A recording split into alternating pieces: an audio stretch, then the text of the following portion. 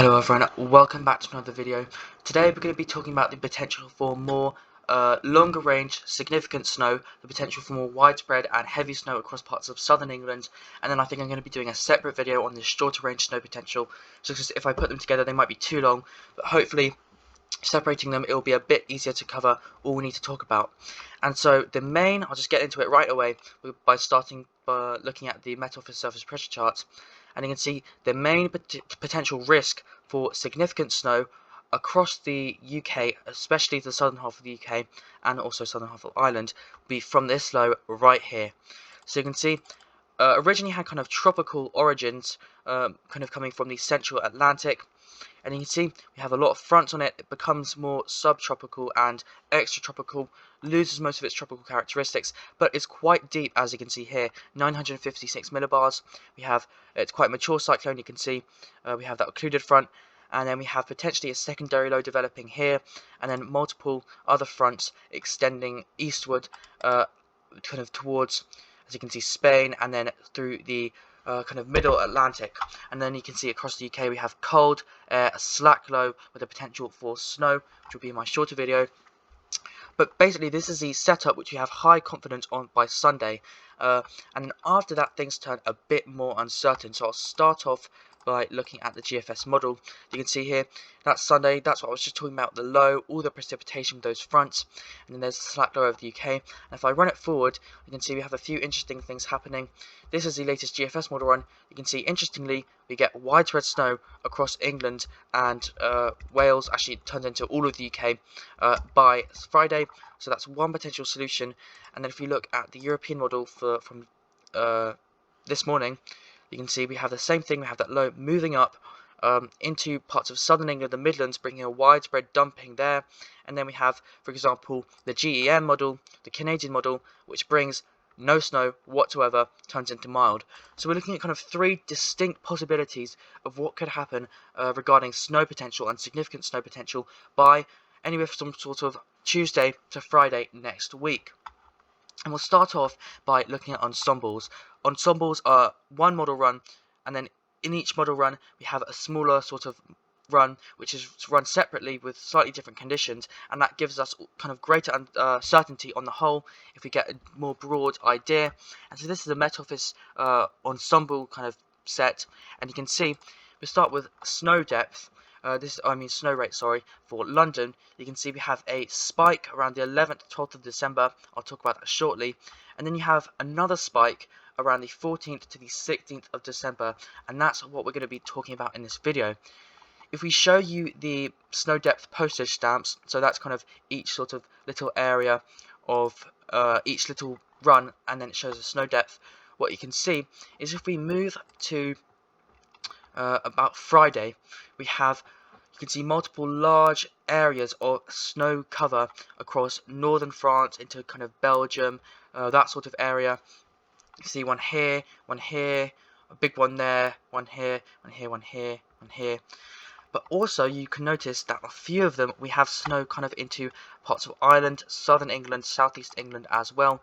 You see, we have one here, we have one just about sort of here, we have one there, we have a big one there, we have a few here.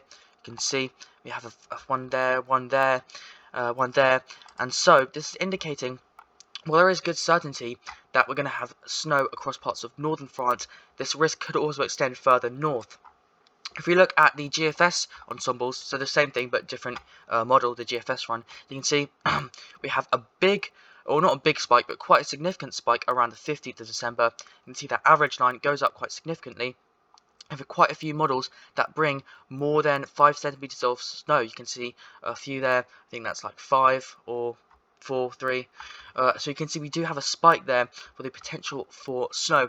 And if you go somewhere like Essex, you can see it has a similar spike. And then if you go on the south coast, let's say Brighton, you can see that spike is possibly a bit more significant as well. And then if we go to, let's say somewhere in Cornwall, I'm just trying to think of somewhere like, I'll go here. You can see we also have that spike around the 14th, 15th, 16th of December. So this what this is showing is basically around the 14th to the 16th of December we have this low pressure system moving from the Atlantic into the UK, and we don't quite know what it's going to do. It's either going to move kind of just through the channel, bringing significant snow to parts of southern England. It's going to stay south, bringing maybe a dusting of snow or no snow, and then keeping the UK into cold air. Or it might move kind of further north, bringing more mild air across the south, and then snow into more northern areas. That seems quite unlikely at this stage. And one kind of way of representing that is the ensembles kind of visually on a map. And I'll show that in the snow probability. It's not particularly strong signal, but what you can see is we have a slight uptick going from these lighter kind of white colours around the 15th to maybe slightly more darker blue colours, and that's indicating the snow probability, you can see it gets kind of dark blue there, is increasing potentially across mainly northern France and southern England around the from kind of Wednesday to Friday next week. And if I show you the mean sea level pressure average, you can see on the ensembles, the blue is showing below average pressure, and then red is above, so you can see we have that high pressure bringing in a northeasterly, easterly flow. And you can see we have that low moving in by Tuesday, Wednesday. A bit of uncertainty on how far east it's going to be already by this stage. You can see we have those blues extending east. And then you can see what happens is the general consensus is for the low to move kind of around here. That's our best guess, and then we're going to have fronts on the northern side. But just where those fronts are is quite kind of hard to say at the minute. And if we look at those storm tracks, you can see each of these lines is one of those ensemble members, and each of those dots, the brighter the dots, the deeper and more strong the low is. And you can see we have a lot of kind of range going all the way from a low near Ireland, bringing mild weather, to keeping it completely far south over Spain and Portugal, bringing kind of continued cold weather.